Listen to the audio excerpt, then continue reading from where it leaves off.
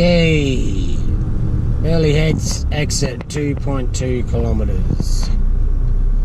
Crawling along in the traffic, but this is the first part of the crawl that we've had, so we've gone pretty well. I reckon there's probably two types of people in this world. There's those who race speedway and are prepared to complete the jigsaw that is this many destinations on a Friday afternoon to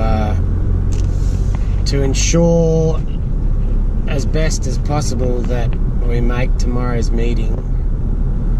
And there's still a heap of kilometres to go, but I've said it before to a few different people, but this life, or the racing life, I suppose, or the dirt life as they call it, it's consuming. Once you become a part of it, it doesn't go away. It's not something that you can put down. Anytime you ever really get time away from it, as such as when you wreck shit, which happens a fair bit. But and when you consider it, if you look at the averages of most sports, or things in life that people get into as hobbies as such, the averages are pretty good for win versus loss / draw. It's like Don Bradman proved it, that as good as he was, I think his average for a win versus loss was pretty much around that 50 mark. But it's an addiction, that's for sure. The irony is, it's probably the only addiction, or the sport is that addictive as such, once you become this involved in it,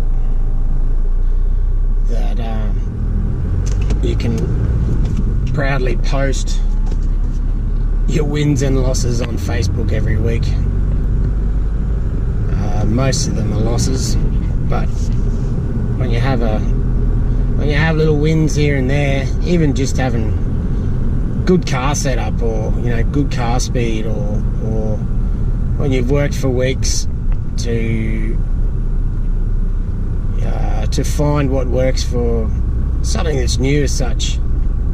Like take the motor that Rob has kindly lent me to whack in the Ella's Rocket. We ran bike motors, but I just kept breaking them. I've been asked a few times, why is it that mine, why am I in that situation? But it's just the luck of the draw, I suppose. Maybe one of those situations was probably inevitable, but you can't have the good without the bad.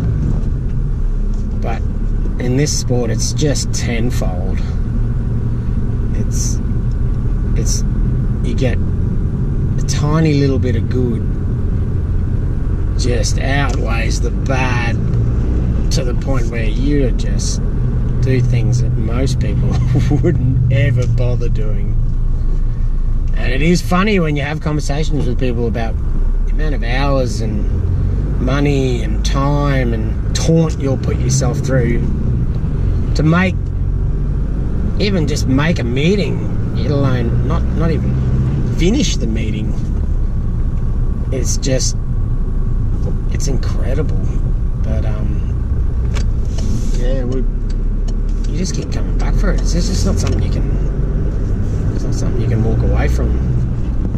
Anyway, it looks like we've got the right exit here anyway, so we're almost at the Moppo Race Engine headquarters. So we'll keep moving along and We'll talk to you soon.